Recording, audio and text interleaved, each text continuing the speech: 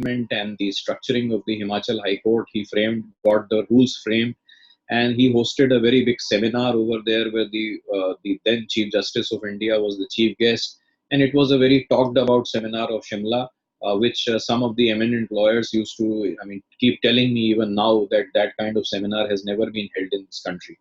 After his retirement from Shimla, he came back and we settled here in Lucknow, and then he became the president of the UP State Consumer Commission, and he was here as the chairman of the State Consumer Commission for 5 years, and he developed the consumer law also here in the state of Uttar Pradesh. He was responsible for the setting up of a very efficient consumer court chain in UP, and thereafter, after demitting office from the State Commission, he revised two very nice books for Eastern Book Company, which is a very renowned law book publisher. Both the topics are of vital importance. One is law of electricity, the other one is law of contempt. His book on contempt law is virtually today available in the best of libraries of all over the world in the court.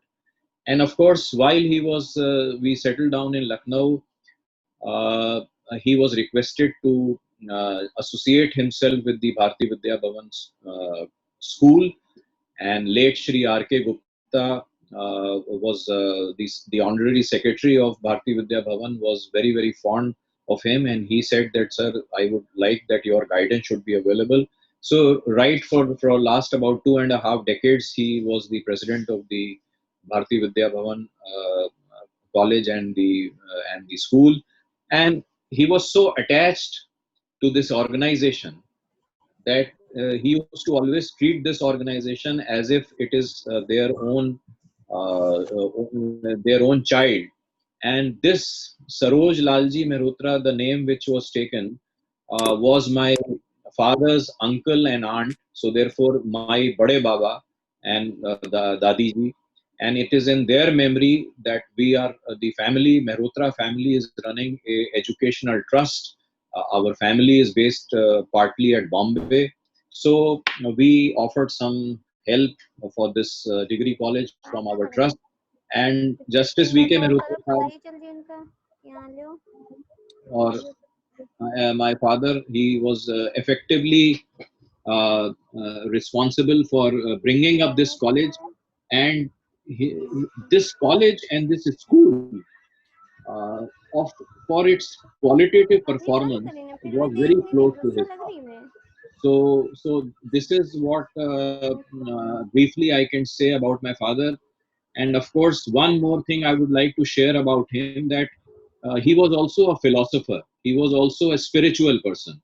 So he wrote a very nice book, which is known as Happiness Mantra, and it is in the form of a prose, where in very simple words he has shared his views that how a person, with whatever limited things you have in life, that you have the capacity to remain happy in life.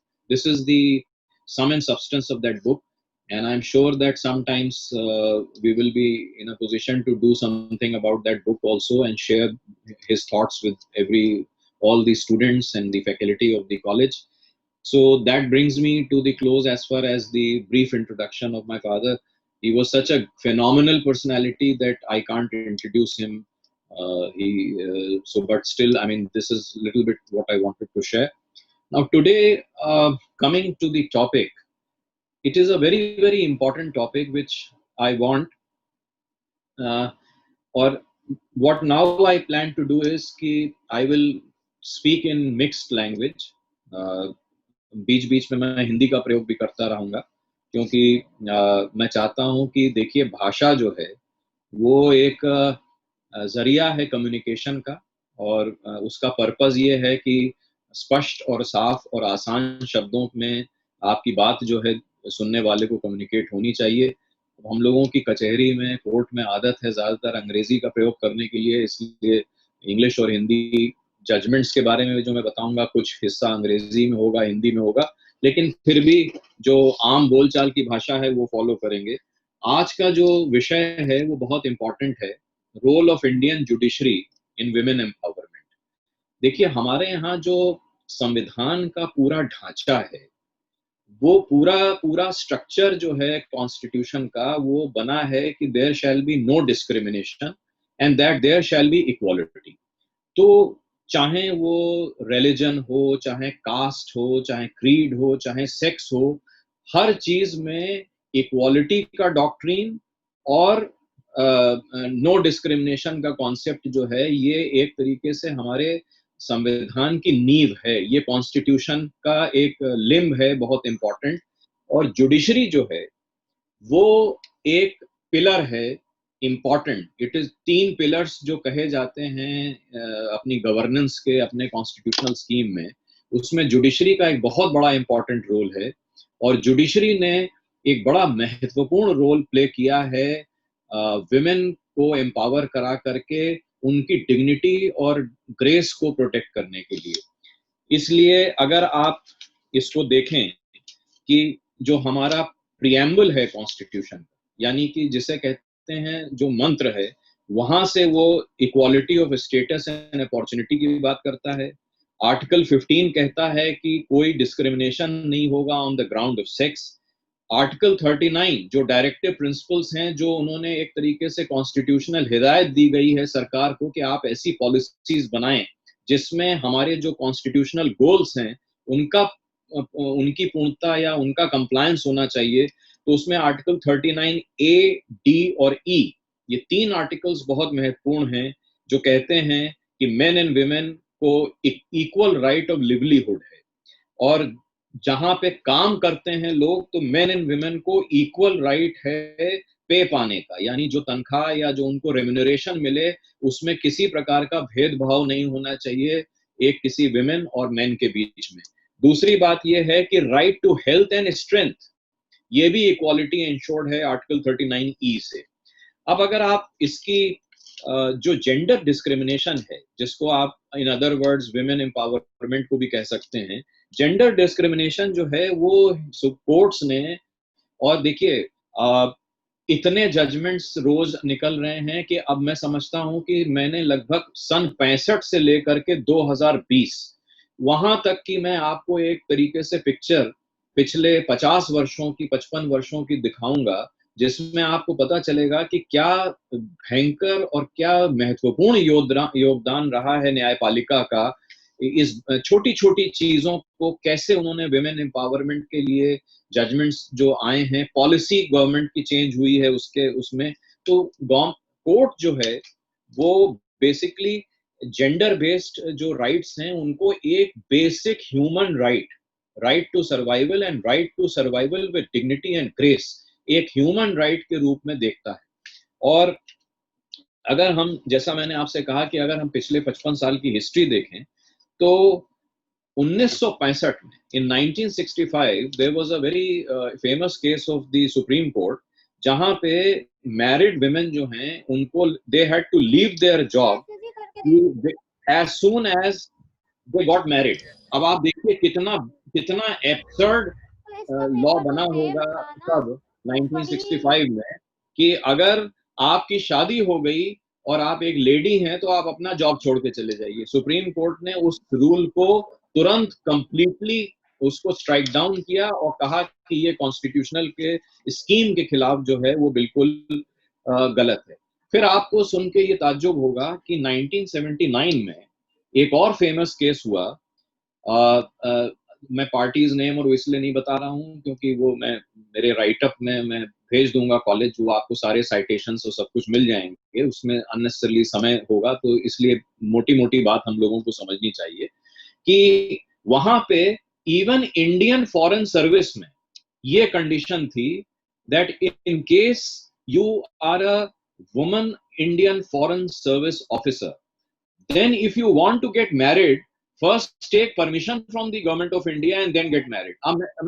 Now this was such an absurd rule that in an independent country where we are following the constitution, आप independence सन 50 में संविधान हम लोग के यहाँ लागू हो गया और सन 50 रिपब्लिक बन गया अपना कंट्री। 1950 यानी 29 साल के बाद ये पोजीशन की सिविल सर्विसेज में, इंडियन फॉरेन सर्विस में अगर आपकी शादी आपको एज ए लेडी करना है तो आप पहले गवर्नमेंट ऑफ इंडिया की परमिशन लीजिए। कोर्ट ने उसको स्ट्राइक डाउन किया। फिर 1981 में एक नगेश मिर्जा मिर्जा का बड़ा फेमस केस आया, जहां पे वो एक एयर इंडिया की एयर होस्टेस थी, और उसमें उनके रूल्स में ये कंडीशन थी कि अगर आप जिस दिन प्रेग्नेंट हो गई उस दिन आपको डीम रिटायरमेंट हो जाएगा। कोर्ट ने कहा कि this is a very absurd thing, because there are fathers who are married and who are actually working and serving. Why should a lady after bearing a child be forcefully retired? So that concept was struck down by the court. Then tribal women, tribal women जो है वहां पे भी courts ने intervene किया, क्योंकि देखिए tribal areas में आपका कॉन्स्टिट्यूशन वगैरह सब कुछ है, लेकिन आज भी हमारे कंट्री के कुछ ट्राइबल एरियाज ऐसे हैं जहां पे कस्टम्स को बहुत ज्यादा इंपॉर्टेंस दी जाती है।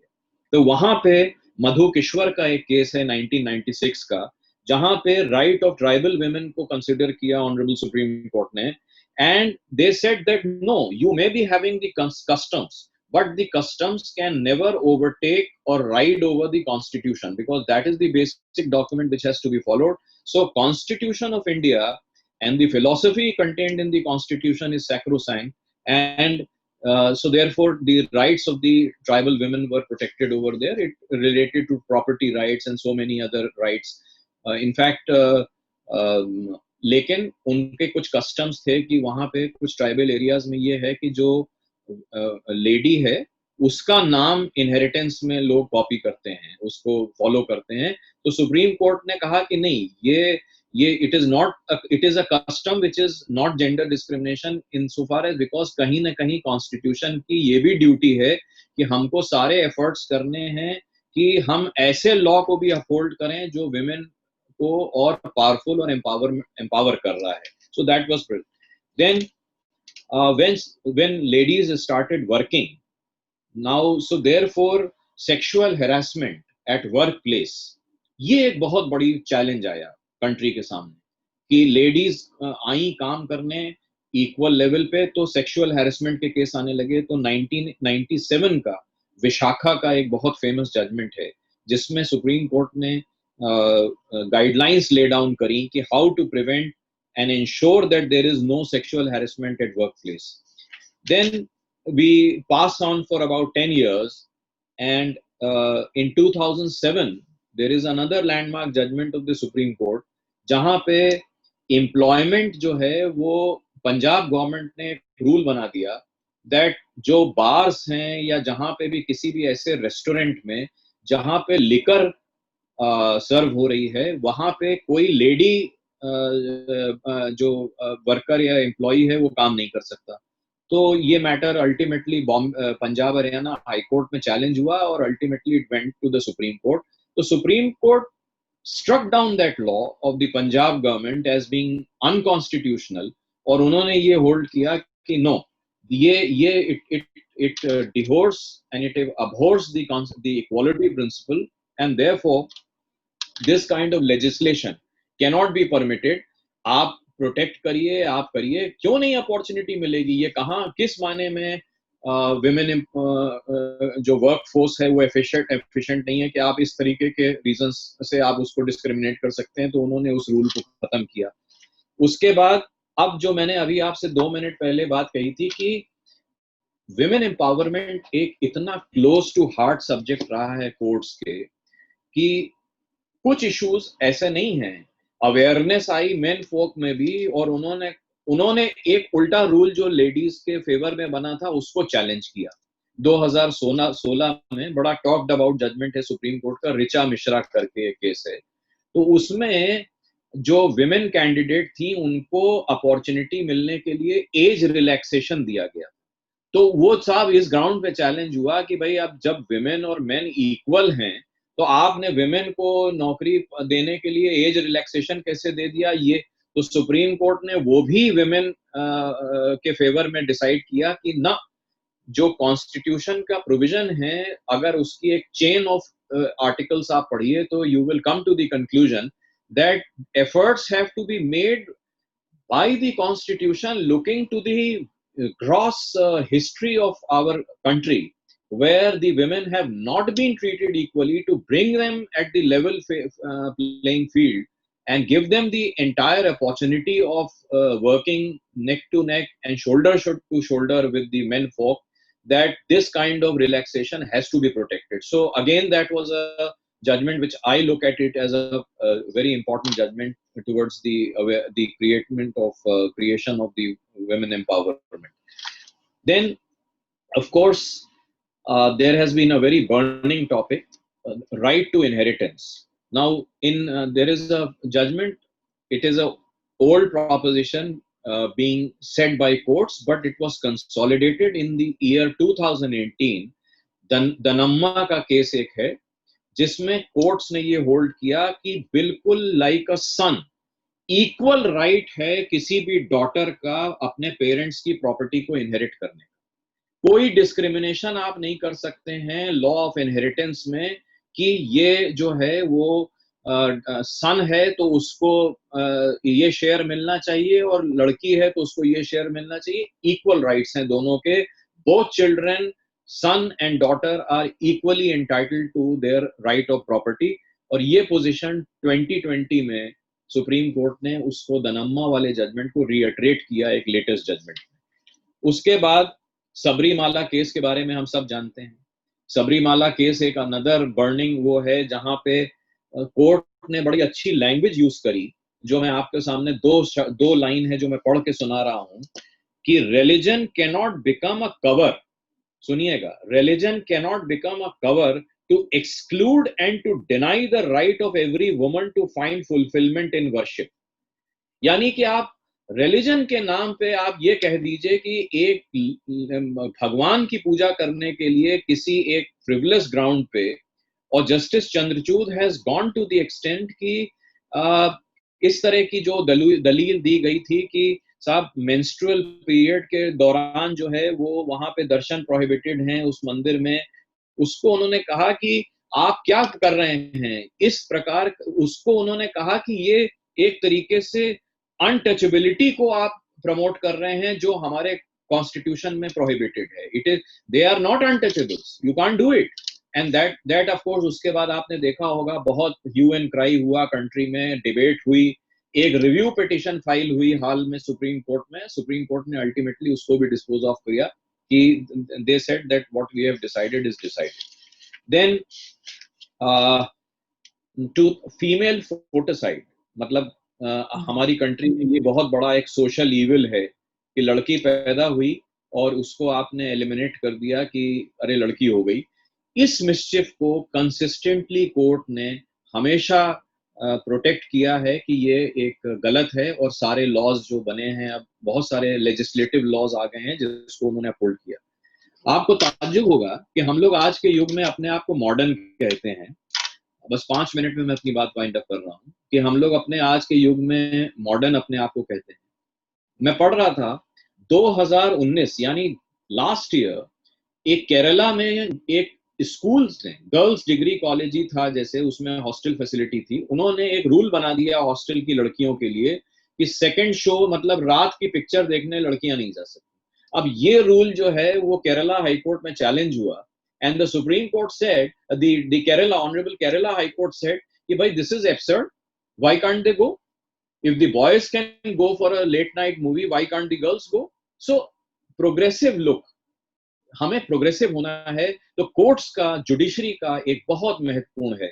और of course last but not the least, आप लोगों ने पढ़ा होगा कि जो सबसे बढ़िया जजमेंट आया है जिसमें हम समझते हैं कि सुप्रीम कोर्ट ने विमेन एम्पावरमेंट को फिर से रीइटरेट किया है, वो बबीता पूनिया का केस है, जिसमें again it is a judgement pronounced by, जहां पे आर्मी में ये एक वो केस था जहां पे 14 साल से ये लड़कियां, 6 ladies they were working as an officer in the army, लेकिन इनको 14 साल के पीरियड के बाद भी कमीशन नहीं किया जा रहा था रेगुलर सर्विस में, क्योंकि of course that gender discrimination की, और इनके साथ के और कुछ इनफैक्ट इनसे जो जूनियर मेल ऑफिसर्स थे उनको कमीशन कर दिया गया।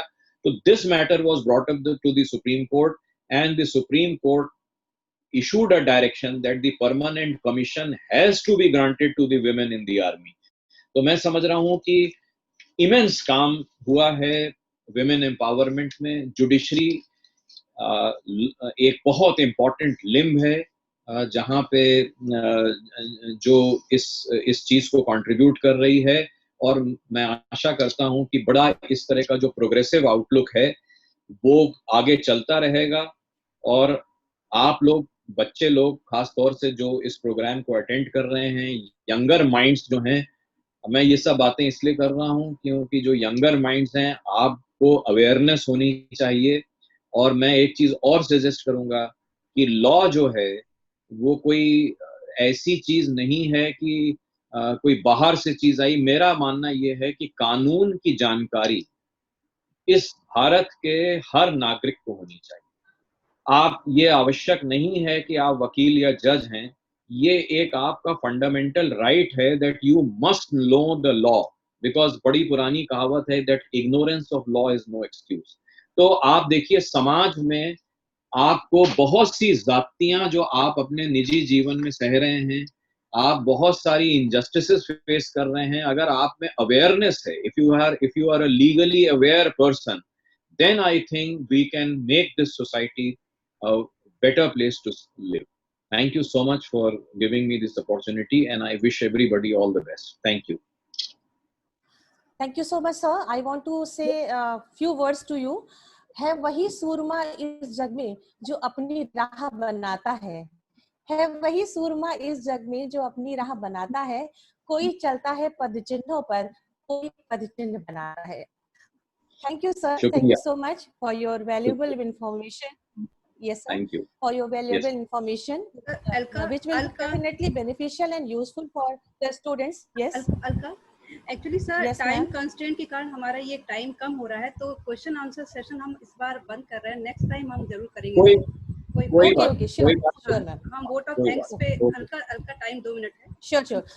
Okay, thank you, ma'am. Now I would like to invite our respected principal and convener of this webinar, Mrs. Neelam Das, for the vote of thanks. Thank you, Alka. A very warm greeting to honorable management members, our most valued and worthy guests, respected teachers, and my dear students. Today, we commemorate birth anniversary of ex-chairman, Honorable Justice M.K. Malhotra, sir, as Smriti Divas. V.K. Malhotra, I'm sorry. Sorry, V.K. Malhotra, sir, as Smriti Divas. His life journey is inspiration for all of us. He was there for us since the time of inception of this college. He will be remembered always.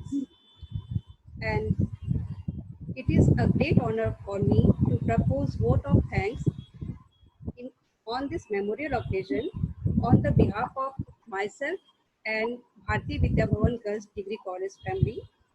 First of all, I would like to thank honorable management members, distinguished guests who gave their vital time for their busy schedule to grace this occasion. Thank you very much, all of you. Additionally, I want to extend my generous thanks to eminent speaker Manish Malhotra sir for enlightening us with his very informative talk, which is really beneficial for all of us. Here, I also like to mention that as per directive of Higher Education Department and University of Lucknow, we are told to arrange more such talks under Mission Shakti